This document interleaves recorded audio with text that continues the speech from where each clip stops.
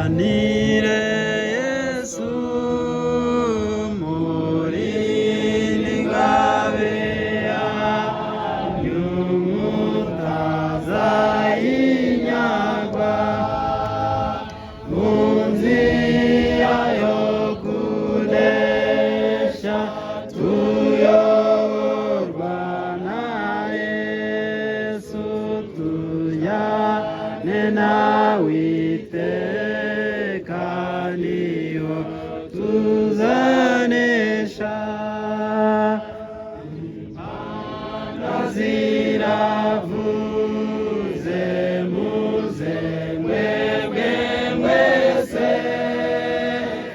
ikamba ry'ubugingo